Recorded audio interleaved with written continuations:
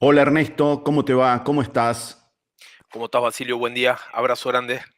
Bueno, desde la Patagonia, con un sol hermoso por lo que veo. Hermoso, acá rodeado de manzanas y peras en el Alto Valle, en el norte del sur. Así es, tal cual. Bueno, sos catamarqueño, estás viviendo en la Patagonia. ¿Cómo es esto de, antes que nada, de estar acostumbrado a vivir en el norte? Yo, por ejemplo, no podría vivir en otro lugar que no fuera el norte. ¿Y cómo te adaptaste al sur? ¿Qué coincidencias y qué diferencias hay antes de arrancar con la charla? Bueno, eso siempre digo cuando me presento que soy un catamarqueño que estudió en Córdoba, se fue a trabajar a Buenos Aires, en Buenos Aires conocí una patagónica que me trajo hasta acá, tuve la imprudencia de tomar agua del Limay y hace ya una hija de 9 años que vivo acá y soy muy feliz. Digamos, las diferencias tienen que ver, bueno, la similitud del clima seco, eso sí, sí es muy agradable. Y después hace mucho frío, pero es un clima seco que si uno, digamos, no hay días lindos, no hay días con frío o mucho frío, sino uno usa ropa correcta o incorrecta en esta zona y abrigándose bien, la verdad que es hermoso. Es un lugar con muchísima agua, con mucha vida, una zona muy productiva acá en el sur. Y sobre todo eso me di cuenta que tenía un patagónico en el closet. Disfruto mucho haber salido y de haber tomado la decisión de serlo. Para ser patagónico hay que transcurrir 2 inviernos, así que ya tengo certificado con normas IRAM de patagónico y la verdad que muy, muy feliz. La gente es maravillosa y esta especie de comarca entre Neuquén y Río Negro en esta zona donde estamos, es una zona productiva de 150 kilómetros desde Cenillosa en Neuquén hasta Chichinales en Río Negro, es toda la zona que atraviesa el valle y donde están las manzanas, las peras, y es todo ese conjunto de minifundios llenos de acequias, muy parecido a lo que era Valle Viejo, Fray Alberto Esquiu hace muchos años también. Así que es como estar en Valle Viejo, en el Valle Viejo de hace 50 años. Este, Así que muy lindo, muy lindo, muy, muy a gusto por acá. Sigo siendo chacarero. Claro, claro, seguís siendo chacarero, porque ahí hay acequias, árboles, ¿no es cierto?, quintas, producción. Te iba a decir, ¿y cómo es,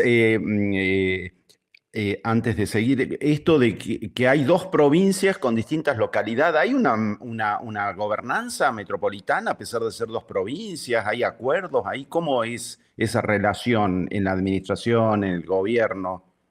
Sí, bueno, lo que pasó en estos años es que fruto del impacto de vaca muerta, Neuquén creció muchísimo y hoy es una gran ciudad, es la capital de la Patagonia, es la Mm. ciudad más importante, más grande de toda la Patagonia, y eso hace que se generó, por supuesto, toda una zona metropolitana alrededor de la ciudad de Neuquén, que eso incluye, por supuesto, todo lo que tiene que ver con el otro lado del río, cruzando el río, Cinco Saltos, Cipolletti, Fernández Oroz, que tuvieron el impacto de la cantidad de barrios privados, todo el impacto de la gente que vive del otro lado del río, en Río Negro, y trabaja en Neuquén, y recíprocamente, porque hoy se da una actividad muy fuerte en los dos lados, y eso hace que sí, hay la zona de la confluencia de los ríos, es esa región de la confluencia, del río Neuquén y Limay, donde se juntan en esa juntura ahí en el puente donde nace el río Negro, el río Negro, el río. Y sí, hay un conjunto de acuerdos en términos de seguridad, de tránsito, y seguramente irá creciendo con este vértigo que tiene el desarrollo de Neuquén. Sin dudas, hay mucha comunicación entre los intendentes de la confluencia para ver cómo proyectar ese desarrollo. Bien, bueno, Ernesto, vos sos co-creador de una iniciativa que se llama el Método Che. ¿Cómo, quiero que nos cuentes qué es el Método Che y también qué es esto de la inteligencia colectiva? En un momento de la humanidad, me parece, donde lo colectivo tiene mala prensa, seguramente se asocia con lo woke, el individualismo es como que está primando, ¿no es cierto?, hoy en día en el pensamiento, te salvas solo. ¿Cómo contrarrestan ustedes esto con este método Che y con esta idea de la inteligencia colectiva y qué es la inteligencia colectiva para que la gente, bueno, entre en tema escuchándote? Hace unos años, una red de profesionales que trabajamos en todo el país generando espacios de participación ciudadana. La participación ciudadana era nuestro eje y nuestra expertise. Eh, bueno, había como un límite y creo que ahí, Basilio, fue muy importante y fue determinante la pandemia. La pandemia fue un quiebre aguas para un montón de cosas. Digo, cambiaron nuestra forma de amar, de consumir, de estudiar, de ser docentes, de ser consumidores. Se reseteó también un montón de cosas y ahí la participación ciudadana también como que, fruto del aislamiento, de todo lo que pasó ahí, hubo un conjunto de cosas que modificaron y resetearon también nuestra forma de percibir y ver la participación ciudadana. Hasta la pandemia, Basilio, la participación ciudadana era un concepto matemático, ¿no? Mm, Si había gente, si había cuerpos, había participación ciudadana. Salía el intendente y veía una reunión de 100 vecinos y decía, hay participación. A partir de la pandemia eso se reseteó y apareció un concepto maravilloso que era el concepto de aforo, ¿no? Había mm, que hacer un aforo. Había 30 sillas con 1 metro de distancia. Entonces apareció ahí una tecnología innovadora dentro del sector público que era pensar antes de hacer. No había que pensar quiénes eran esas 30 personas que tenían que ocupar esas 30 sillas. Y ahí, digo, nosotros tomamos esa idea del aforo inteligente y esta idea de pasar de la matemática de la participación ciudadana a la geometría de la inteligencia colectiva. Ya no alcanza, ya no importa la cantidad de cuerpos que reunís en una sala, sino la cantidad de ideas que podés multiplicar en un espacio de tiempo, que puede ser presencial, que puede ser analógico, que puede ser híbrido, que puede ser digital, pero digo, nos parece que la pandemia nos permitió dar cuenta de eso. Primero, el aprovechamiento intenso del tiempo, esta especie de necesidad de aprovechar al máximo cada vez que compartimos tiempo en común. Y lo otro, pensar en el resultado. Ya no importa, insisto, la aglomeración de cuerpos, sino la capacidad que tengan un grupo de personas de construir y de crear muchas ideas. Y digo, y ahí sí tomar esta idea hoy muy en boga de la inteligencia artificial. Entonces digo, si la inteligencia artificial la creamos nosotros, ¿qué es lo que te debe pasar a vos? Te pones a ver Netflix a la noche y te dice, Basilio, si te gustó Envidiosa, seguramente te va a gustar El Eternauta. Y vos decís, qué increíble cómo el algoritmo de Netflix empatiza conmigo y me conoce, no te conoce.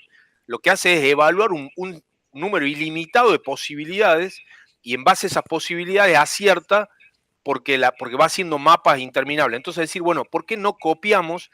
Y ahí donde viene este concepto que el método Che, que es precisamente un conjunto de metodologías, de experiencias, de herramientas de profesionales de distintos lugares del país, creamos este concepto de, frente a la inteligencia artificial, tomar ese concepto y creamos el concepto de inteligencia asociativa. Creemos mm. también que la solución es la IA, pero no la artificial, la inteligencia asociativa, esta idea de ver cómo logramos a partir de los desafíos que decís vos, hoy tenemos un presente muy complejo, una sociedad muy compleja, y hay algunos decisores públicos que piensan que frente a la complejidad que hoy tenemos en el presente, podemos anteponer soluciones simples, ¿no? Entonces, la inteligencia asociativa, esta herramienta que propone el método Che, es ver cómo logramos el involucramiento activo de muchas personas y que ese involucramiento sea fraterno. No sé si tenés presente que hubo una revolución en Francia a finales del 1700. Sí, hace algunos años, sí. ¿No? Entonces digo, que haya personas, que esas personas se involucren, que ese encuentro sea fraterno y que en ese encuentro aprovechemos el tiempo para diseñar, para codiseñar soluciones que sean innovadoras y que tengan repercusión y que tengan incidencia en la vida de esas personas. Y entonces ese ecosistema de inteligencia asociativa que creamos del método Che, lo desarrolla un conjunto de facilitadores, que nosotros somos una especie de gran fábrica que provoca y que va trasladando herramientas a facilitadores de todo el país para que puedan desarrollar, insisto, estos espacios de inteligencia asociativa, que para terminar ahí esa idea, Basilio, Mm, no es nada nuevo. El gran maestro de todo lo que somos docentes universitarios, que es el gran Paulo Freire, siempre decía, todos sabemos algo, todos desconocemos algo, por tanto, siempre aprendemos cuando estamos juntos. Entonces, nos parece que eso de asociar la inteligencia en las personas, es lo que, y fraternalmente, por eso Mm. es clave ese concepto, nos parece que puede generar soluciones complejas a estos desafíos complejos que tenemos en el presente. Bueno, alguien puede pensar, muy lindo todo lo que estás diciendo, etcétera, pero en la práctica, ¿cómo se da, quiénes los convocan y para buscar qué soluciones usando el método? Contarnos un ejemplo práctico de cómo usando el método, pueden llegar a desarrollar esta inteligencia asociativa en una comunidad? Bueno, mirá, justamente ahora venimos desarrollando desde hace ya casi 2 años en el estado de Quintana Roo, en México. Es toda la zona de la Riviera Maya, son 11 municipios, en donde esos municipios son Playa del Carmen, Tulum, Cancún, José María Morelos, Puerto Morelos, bueno, un conjunto de municipios que integran el estado más turístico de Sí. México, y desde hace 2 años venimos trabajando con esta idea, con esta metodología, con un grupo de profesionales de todo el país, en la construcción del plan estratégico imagínate, de ese estado, que es uno de Mm. los estados con mayor capacidad productiva, con mayor capacidad innovadora en materia de turismo, y que se está pensando el 2050, ¿no? O sea, hasta acá logramos un desarrollo muy poderoso en términos de desarrollo turístico. El Tren Maya ha Mm. insuflado ahora un enorme aporte al desarrollo turístico Es de la región. revolucionario del Tren Maya porque hace que el turista ya se movilice solo sin la necesidad de esas corporaciones, ¿no? Que Bueno, manejan el turismo. en febrero pude hacerlo completo Qué lindo.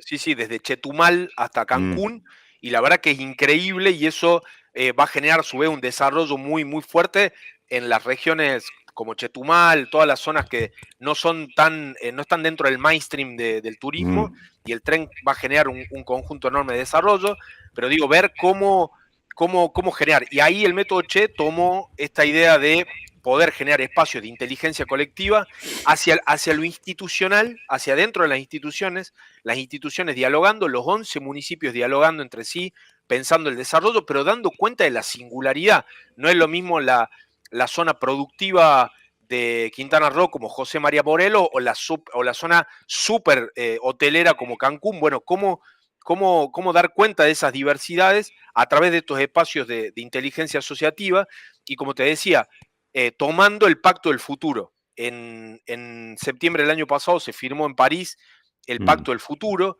que convoca a pensar en clave de 5 ejes fundamentales: cómo pensar el desarrollo y que ese desarrollo sea sostenible, cómo pensar y cómo dialogar con los jóvenes hoy para pensar el 2050, cómo pensar el impacto de la inteligencia artificial y de las nuevas tecnologías, cómo pensar, Basilio, la paz, y finalmente cómo resetear la gobernanza. Bueno, esos fueron los 5 ejes que desde hace 2 años estamos trabajando, 1 año y medio, en ese estado, trabajando con la ciudadanía, con los actores culturales, con las organizaciones sociales, con los municipios, con los empresarios.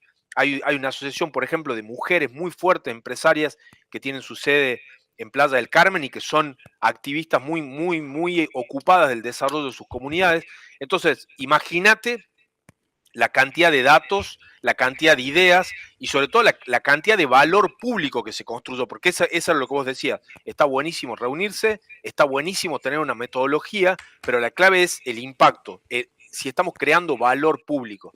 Y valor público son 3 variables: mejorar servicios públicos, satisfacer necesidades de la ciudadanía, y sobre todo tener impacto en la transformación de la vida de los ciudadanos. Entonces, creo que esas 3 cosas han sido un insumo muy importante para que la gobernadora del estado y sus equipos, a través de Cefiplan, que es el órgano que genera la planificación estratégica del estado, tenga herramientas para generar valor público. Te hago un paréntesis acá. ¿Y qué está pasando en México, ya que, bueno, viajas allá para poder implementar toda esta idea? Que México aprendió de los errores de Latinoamérica, porque uno ve lo que está haciendo esta presidenta, realmente lo que hizo AMLO, la continuidad que hay, sobre todo teniendo en cuenta que estás al lado de un país muy complejo como es Estados Unidos, ¿no? Es interesante lo que está pasando en México como un referente, ¿no es cierto?, de América Latina, de que hay otra posibilidad de poder desarrollarnos, ¿no? México, un país maravilloso, también igual que Argentina, muy diverso, con realidades muy diversas de acuerdo a sus estados, sus regiones, pero sí tiene una larga tradición vinculada al sostenimiento de la democracia, a profundizar la democracia, profundizar los derechos humanos y sobre todo el valor de la institucionalidad. Y yo creo que presida quien presida el gobierno en México, creo que ha habido un cuidado muy fuerte en torno a la preservación de la institucionalidad y sobre todo su rol en Latinoamérica. Es uno de los países más importantes de Latinoamérica que, como siempre se dice, tan lejos de México, tan lejos de Dios y tan cerca de Estados Unidos, Sí, con esa relación tan compleja que hoy existe en relación a cómo están tratando a su gente que vive en Estados Unidos, con la importancia que tienen las remesas, el impacto económico, el impacto que tienen el PBI, las remesas de los mexicanos que viven y que son ciudadanos americanos. Esa plata hoy,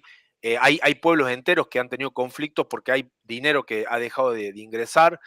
Entonces me parece que lo que hoy es la presidenta de México está haciendo es una defensa muy importante de la institucionalidad, del valor de la democracia y de la vigencia de los derechos humanos en un momento, como te decíamos, no solo de complejidad de lo económico, sino también en este momento donde se está rediscutiendo el sentido y el alcance de la democracia. Entonces creo que la presidenta ha sido muy clara en que la democracia es el sistema de vida que eligen los mexicanos y que el cuidado de los derechos humanos, vivan donde vivan los mexicanos, es la clave para cuidar una comunidad. claro. Eh, Siempre decimos los docentes, por lo menos de arquitectura, cuando abordamos un trabajo en la facultad, un ejercicio de diseño, bueno, chicos, es mejor irse con más interrogantes que certezas, ¿no? ¿Por qué es importante, por qué es más importante darle importancia a las preguntas que a las respuestas en función del trabajo que hacen ustedes con este método?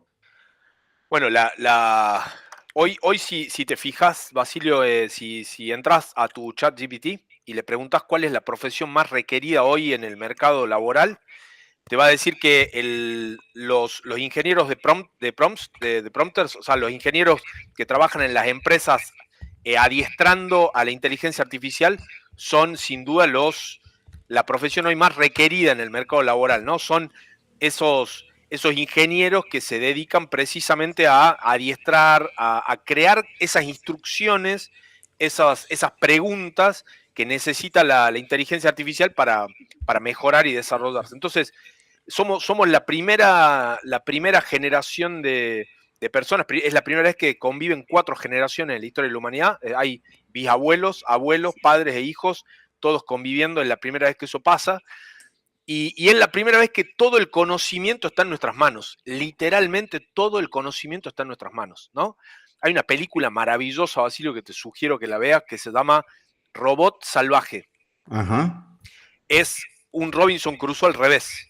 Es un robot que está programado para asistir a familias en ámbitos urbanos. O sea, tiene toda la información para asistir a una persona en un departamento, en un edificio, en una ciudad, en una metrópolis. Y esa caja y ese barco que traslada los robots cae en una isla desierta lleno de animales.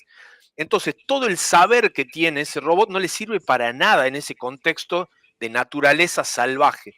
Mm. Entonces, hay 2 aprendizajes en relación a eso, ¿no? En cuáles son los desafíos y el que el método Che hoy propone. Si tenemos todo el saber en nuestras manos, en ese teléfono que tenemos todo el tiempo en la mano, que cada 5 segundos empezamos con palpitaciones porque no estamos ni revisando el WhatsApp o el Sí. Tinder, bueno, todo el conocimiento está ahí. Entonces, ¿quiénes son los que encuentran mejor? Los que hacen las mejores preguntas. Entonces creo que como docentes, investigadores universitarios, como funcionarios públicos, hablábamos fuera de micrófono de nuestras paternidades, ¿no? Con tu sobrino, con mi hija. Bueno, creo que hoy el gran rol que tenemos es la capacidad de generar preguntas, que nuestros alumnos tengan la capacidad de generar mejores preguntas sobre el presente, sobre el futuro, sobre su rol como arquitectos, sobre su rol como hijos, como ciudadanos, y nos parece que el método Che aporta eso. Si tenemos todas las respuestas, nos parece que el gran desafío que tenemos hacia adelante es la capacidad de generar mejores preguntas. Y lo otro, me parece que la segunda gran habilidad que del método Che también generamos es la habilidad de aprender a aprender. Es lo que le pasó al robot. El robot se da cuenta que todo lo que conocía, toda la información para la cual ha sido seteado, no le sirve de nada. Bueno, en esta en este presente complejo y en este dinamismo que tiene la vida hoy, creemos que la gran habilidad social colectiva que hoy hay que desarrollar en lo individual y en lo grupal es la capacidad de aprender, de seguir aprendiendo, de seguir reseteándonos, de seguir buscando nuevas herramientas para poder enfrentar esta complejidad que hoy tiene el presente. Y nos parece que esas son, por eso método Che en mapuche significa persona y significa comunidad. No hay posibilidad de mejorar la comunidad de trabajo, la comunidad académica, la comunidad social en la que vivimos, si no reseteamos nuestras capacidades individuales, pero dando cuenta de que no hay, lo dijo Darín, no lo digo yo, lo dijo Darín en El Eternauta, para los que no conocen a Osterger, creemos que no hay posibilidades de monotributismo, no hay monotributismo en lo social. Necesitamos ser más cooperativos, más empáticos, más solidarios, pero no por filantropía. Eso lo dijo Steve Jobs, no hay nadie más inteligente que cuando estamos todos juntos en comunidad pensando. Entonces nos parece que hoy es un imperativo ético. La colaboración es un imperativo ético. Tenemos que poner todo lo que tenemos a disposición de lo común para mejorar, ¿no? Vuelvo a la pandemia. Cuando estuvimos en pandemia, estábamos frente a un abismo en el que nos podíamos morir todos, y se juntaron los países del norte, del sur, del este, del oeste, capitalistas, comunistas, universidades públicas, universidades privadas, investigadores independientes. Dijeron, muchachos, pongamos todo sobre la mesa, si no nos morimos.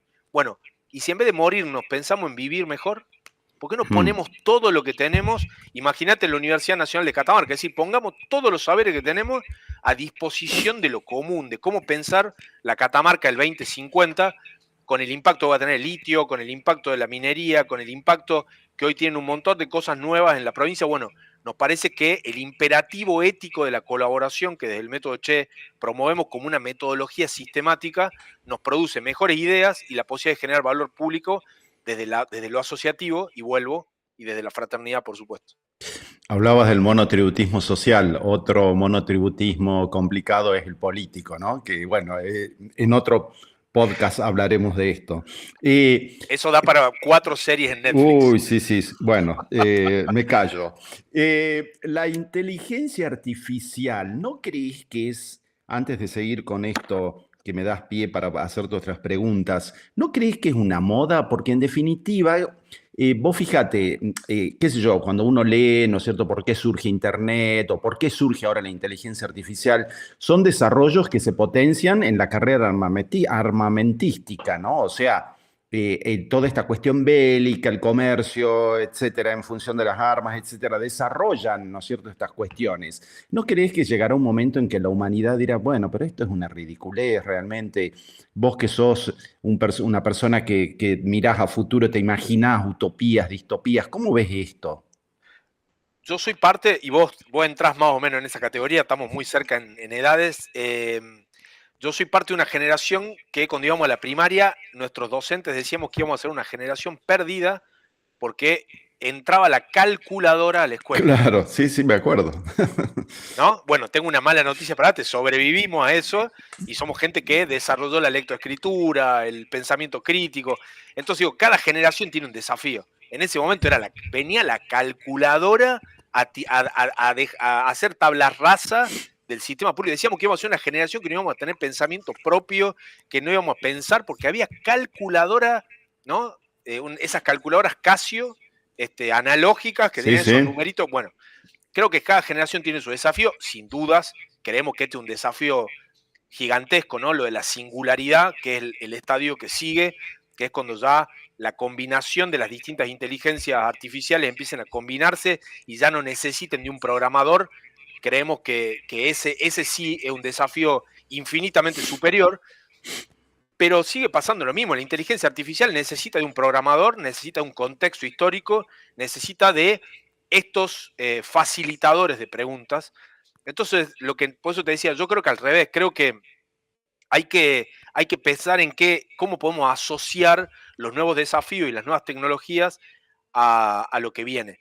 Y vuelvo, digo, al impacto que tuvo el Eternauta, por suerte, beneficioso en las nuevas generaciones, en esta idea no solamente de que lo viejo funciona, sino que hay tecnologías que son inmanentes. La tecnología de reunirnos analógicamente entre personas, compartir espacios, compartir ideas. Es una tecnología que es perenne y que sigue existiendo. Ahora, lo que creemos que sí tomar y aprender de la inteligencia artificial, y por eso creemos que frente a la IA hay que anteponer otra IA que es la inteligencia asociativa, y esta idea de ver cómo colectivamente, asociativamente podemos desarrollar mejores preguntas, preguntas que sean precisas, que sean claras, para que nos generen respuestas útiles frente a todos los problemas que tenemos en la universidad, en los municipios, en las provincias, esta cosa de poco presupuesto y muchos problemas. Bueno, ¿cuáles son las preguntas útiles y relevantes que tenemos que hacernos? ¿Cómo hacemos para hacer más sofisticados y más refinadas las preguntas que hagamos para que las respuestas que obtengamos tengan mayor capacidad? Pero me parece que hay que asociarse, hay que tomar, insisto, sin perder de vista que la interferencia intersubjetiva sigue siendo siempre la respuesta, no hay otra. Digo, Aristóteles nos enseñó hace más de 2000 años que lo que nos diferencia con otros seres es que nosotros solamente podemos ser si somos con otros. Y por eso en la pandemia sentíamos que estábamos desapareciendo. Y por eso sentimos hoy que estamos desapareciendo, porque solamente tenemos vínculo con el teléfono, con los fueguitos y con los corazoncitos. Necesitamos cada tanto un abrazo, necesitamos cada tanto hacer interferencia intersubjetiva para pensar, insisto, no soluciones, salir de las soluciones, pensar si entendemos cuáles son los problemas. Eso nos parece que es la tecnología innovadora hoy, entender cuál es el problema y ver si podemos generar asociativamente las preguntas adecuadas, porque las respuestas están. Porque la Claro. tecnología y la ciencia hoy nos permite encontrar respuestas. Lo que necesitamos, insisto, es vincularnos fraternal y asociativamente para pensar refinadas preguntas. Ernesto Figueroa, ¿qué es el bien común? Porque ustedes tienen un objetivo, rediseñar y resignificar la forma en que abordamos el bien común. ¿Qué le dirías a quien te está escuchando ahora? ¿Qué es el bien común? Bueno, creemos que junto con la democracia, junto con la participación ciudadana, el bien común es otro de los conceptos que hoy está en discusión y que está sobre la mesa. Creemos que hoy estamos en un proceso, en un fin de época, en donde dábamos por sentado que la democracia era valiosa para todos y todas. El 50% de la gente está yendo a votar. El problema no es lo que vota el 50%, sino ese silencio y esa anomia de un 50% que siente que el sistema democrático no está a la altura de los desafíos que hoy tenemos, ¿no? Había un presidente hace más de 40 años que decía y nos enseñó que con la democracia íbamos a curarnos, alimentarnos, sanarnos. Bueno, hoy la democracia dejó muchas deudas y eso hace que mucha gente sienta que la democracia puede no ser el sistema que dé respuestas. Y esta uberización que tenemos en la sociedad, ¿no? Donde cada uno siente, volvemos al monotributismo social, hace que se pierda de vista el sentido de lo común, ¿no? Mm. Lo común hoy es un obstáculo para mi realización personal. Y volvemos a lo mismo, nadie se salva solo, no hay posibilidades, no hay ninguna sociedad del mundo, ningún país serio del mundo que piense el destino de un país sin pensar en lo común, dando cuenta de las diversidades, dando cuenta de las complejidades, pero no hay posibilidad de pensar. Y creo que hoy hay que redefinir lo común, pero hay que redefinir lo común insisto, desde esta idea de pensar un futuro que tenga que ver con nosotros. Por eso creemos que no hay más futuro, que hay que pensar esta idea de las futuridades, que hay que Ujú. construir tantos futuros y tantas posibilidades como realidades, como individualidades, y creemos que hay que buscar formas para buscar consensos en donde de verdad podamos llegar a mayor cantidad de gente. Hoy cambió el biotipo del ciudadano, cambió, te decía, la uberización, cambió el concepto de las sociedades y hay que dar cuenta de eso. Hay generaciones nuevas que demandan otros tiempos, otras respuestas, pero la respuesta no es destruir lo común. Creemos que el Estado sigue siendo el árbitro de las relaciones sociales. Creemos que hay que resetearlo a Rousseau y a ese pacto que da vida a las sociedades, sí, pero tenemos que lo común sigue siendo la forma de convivencia. No hay, Mm. no hay otra forma. Quizás en el futuro podamos tener mejores formas, pero lo común sigue siendo el Mm. destino común. Quería ahondar un poco en esto de la participación, sobre todo cuando es el momento de elecciones, que hay que ir a votar, se ve una apatía, ¿no? De la gente aquí en Argentina, de ir a votar, la gente no lo hace. ¿Qué está pasando en este momento en el país? Y tomaste como referencia, bueno, al presidente Alfonsín, que fue el presidente que tuvimos cuando volvió a la democracia, que nos decía que, bueno, que nos íbamos a salvar, ¿no? Con la democracia, nos íbamos a sanar, nos íbamos a educar. ¿Qué está pasando? A ahondar en esto, ¿cómo ves este tema de la falta de participación? ¿A qué se debe? No, creemos que es eso, es lo que un docente en la Universidad de Córdoba me enseñaron y es la garantía del resultado de la discusión, ¿no?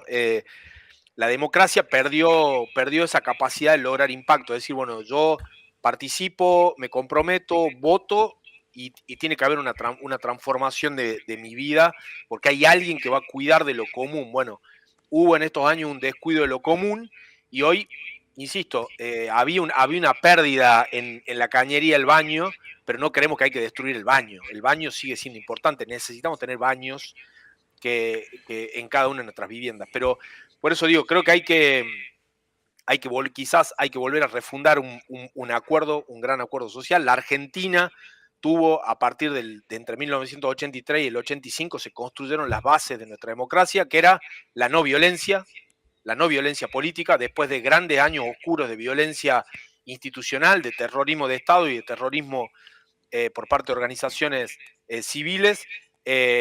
Creemos que el pacto de la no violencia, el pacto democrático, el pacto de la defensa de los derechos humanos, era un acuerdo que teníamos los argentinos. Bueno, eso hoy está en crisis, la violencia vuelve a aparecer y vuelve a estar en la mesa de la discusión política. Hay un muy mal concepto que habla hoy de formas, Mm, de que lo que quizás, de que en realidad se está cuestionando las formas. Y en democracia y en una república representativa, republicana y federal, como dice nuestra constitución, las formas son muy importantes. Las formas son lo que preservan el fondo, ¿no? mm, El abrir la puerta de eh, eh, prostituir las formas de un sistema hace que eso habilite la discusión de los fondos y nos parece que la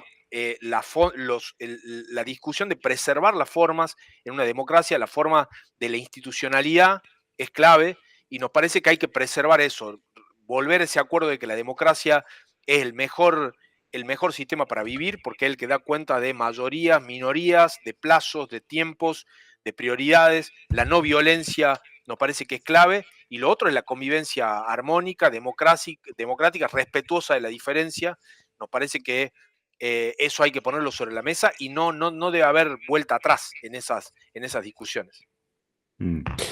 Hoy en día se habla mucho de que, bueno, se cuestiona la cultura woke, ¿no? Y se vuelve al pensamiento de un individualismo, se denosta lo que se ha hecho en vez de tomarlo como avances, ¿no? Que va teniendo la humanidad. ¿Cómo ves este tema? Me parece que estamos, bueno, obviamente en un proceso histórico donde estamos en un proceso eh, sería como el proceso de la contrarreforma, ¿no? La contrarreforma.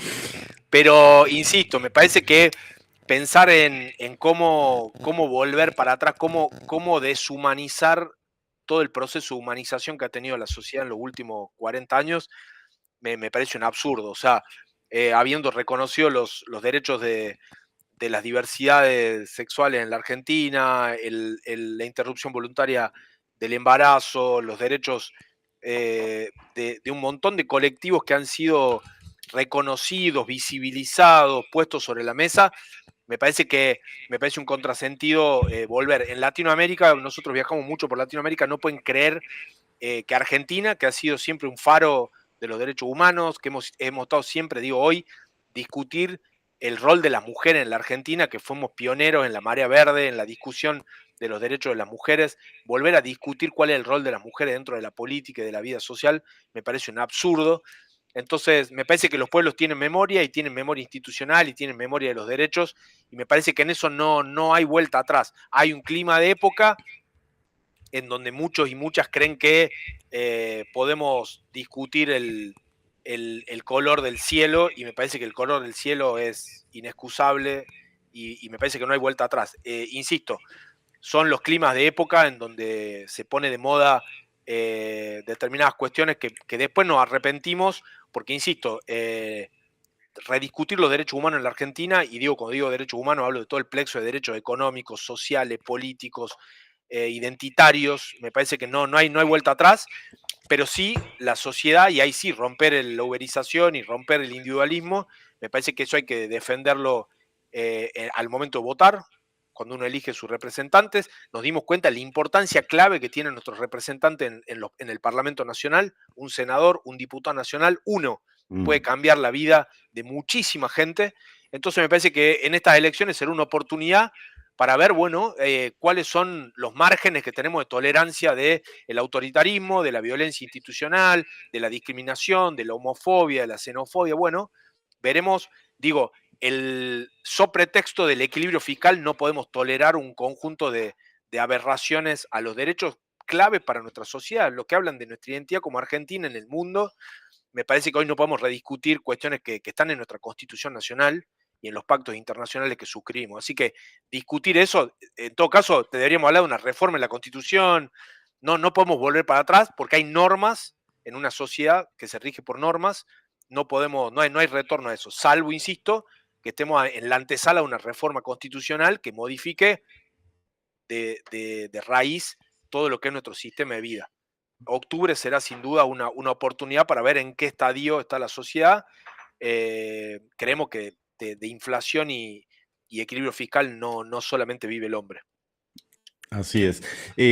Sí, sobre todo para la gente joven que te está escuchando, que nos escucha, que este país fue pionero en los derechos humanos a principios del siglo XX, o sea, y en derechos ciudadanos. Fíjate la ley Sáenz Peña en 1916, que permitió, bueno, el voto popular, visibilizar a la gente que vota, en fin.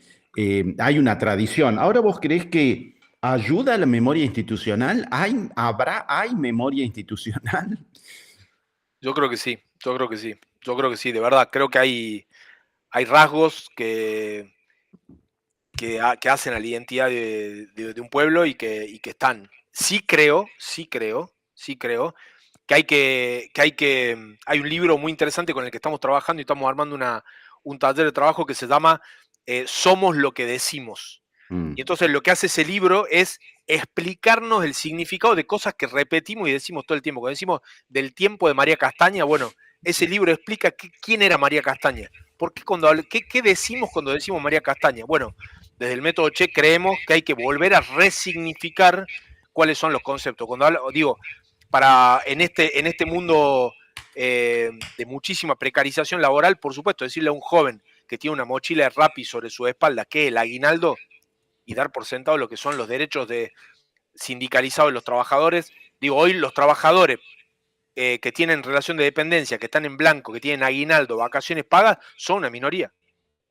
Entonces romper ese cascarón de los jóvenes universitarios que van a las universidades, que son parte de la universidad pública gratuita de la que nosotros egresamos. También somos parte de una minoría cada vez más potente, porque no hay tanto acceso a las posibilidades en un mundo que requiere trabajar, donde hoy no se puede alquilar casi, ya no ser propietario, alquilar. Imagínense las demandas que hoy tienen nuestros jóvenes para acceder rápidamente al mercado laboral y empezar a trabajar. Entonces, me parece que hay que volver a resignificar qué es la justicia social, hay que resignificar qué es la democracia, pero volver a discutir para volver a convencernos que ese es el sistema a través del cual tenemos que vivir, pero no dar por sentado. Me parece que hemos perdido todos los sectores progresistas, nos convertimos en conservadores y le decimos a nuestros jóvenes que hay que volver. ¿Cómo volver? Los jóvenes están yendo para allá y nosotros decimos que hay que volver para atrás. Entonces los actuales discursos hablan de ese futuro en donde cada uno va a ser un emprendedor y va a poder manejar su vida, en donde el Estado no es importante. Bueno, esa es una mirada de futuro. Creo que se quedaron con el relato del futuro. Creo que los sectores nacionales, populares, progresistas, intelectuales, que tenemos una mirada distinta, bueno, hay que construir un relato nuevo de futuro, de esas futuridades que den posibilidades a grandes sectores de la sociedad que hoy están afuera de esa discusión. Por eso, insisto, se privilegian estos discursos. Hay que no dar por sentado y volver a rediscutir lo que es la universidad pública, discutir lo que es el acceso a la universidad pública, discutir lo que es el mundo del trabajo, este nuevo mundo del trabajo y los nuevos derechos que necesitan los trabajadores hoy. Y también eso, cómo visualizamos una democracia que cada vez tiene más deudas y menos realizaciones. Que eso sí sí es verdad. Ahora hay un contexto mundial que ya lo planteó un autor que se llama Spengler, que dijo a principios del siglo XX que se viene la decadencia de Occidente, sobre todo tomando a China y lo que está pasando. Occidente está como en una situación de crisis muy complicado. Creo que este es un mal que está sucediendo en todo Occidente y se me ocurre. Y entonces acaba la siguiente pregunta, sobre todo a los jóvenes, ¿por qué es bueno ocupar espacios? ¿Qué pasa si dejamos espacios sin ocupar, ¿no? Para producir esta transformación y construir esta inteligencia asociativa? Bueno, ahí tengo una mala noticia para darte, Basilio. A ver. No hay hadas ni duendes que por las noches esparzan polvos mágicos sobre los decisores públicos y que de esa manera se logren las cosas que uno necesita o requiera como ciudadano.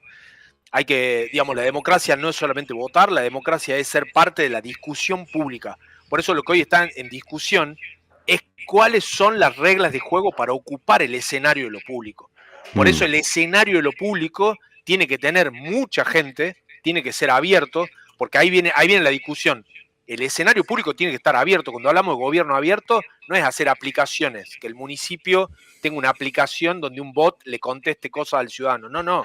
Abrir es la forma más directa, más barata, más sencilla de innovar y de que entren ideas nuevas para modificar la discusión. Por eso esa discusión tiene que ser democrática, tiene que ser fraterna, tiene que ser institucional, y en esa discusión nadie sobra en esa discusión, todos cuentan en esa discusión.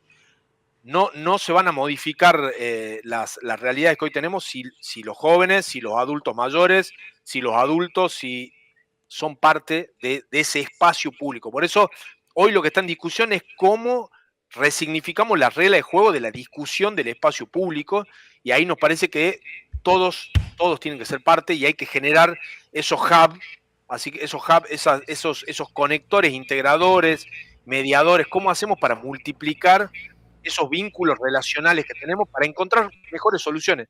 No hay otra salida, y eso tiene que ser de manera ágil. Como te decía, tenemos que acelerar esos flujos relacionales que tenemos en la sociedad, y esos espacios, como los laboratorios que nosotros proponemos, son esos espacios donde nos permite anticipar el futuro, traer el futuro al presente, ponerlo en una mesa, armarlo, desarmarlo, reducir abstracciones y generar. Cuando hablamos de innovación, Basilio, es hablar de conversaciones significativas. Necesitamos generar conversaciones significativas entre diferentes, entre gente que piense distinto, dejar de convencer a los convencidos, empecemos a hablar con los otros, ¿no? Es como el algoritmo que tenemos en Instagram, solamente mirás los grupos de música que a vos te gustan, la política que a vos te gusta, los amigos que, bueno, cómo rompemos el algoritmo y empezamos a conversar con las otredades, con los otros pensamientos, con las otras realidades. Bueno, de esa manera nos parece que vamos a encontrar de verdad inteligencia asociativa, y esta idea que te decía de esta película de Robot Salvaje. Esa película tiene una frase que es extraordinaria que dice: a veces para sobrevivir debemos convertirnos en más que aquellos para los que fuimos programados. Vos fuiste programado para ser arquitecto de una universidad pública, docente brillante, exitoso. Bueno, quizás para ser parte de esas conversaciones significativas que nos permitan mejorar Catamarca, tenés que desprogramarte un rato, porque esa es la empatía. La empatía no es ponerse los zapatos del otro. La empatía es sacarse primero los propios. Sacarnos los privilegios, sacarnos la mirada de profesionales, universitarios, urbanos, woke, para sentarnos con otros. Porque cuando vas a la verdulería en la punta del asfalto, te encontrás con los que son progresistas y con los que ni siquiera tienen posición tomada en torno a la discusión pública. Entonces digo, la clave innovadora de la discusión del futuro es generar espacios donde haya conversaciones significativas, en donde nos desprogramemos un rato, nos saquemos los zapatos propios para pensar ahí sí ese bien común que es clave, pero no hay otra forma si no es de esa manera.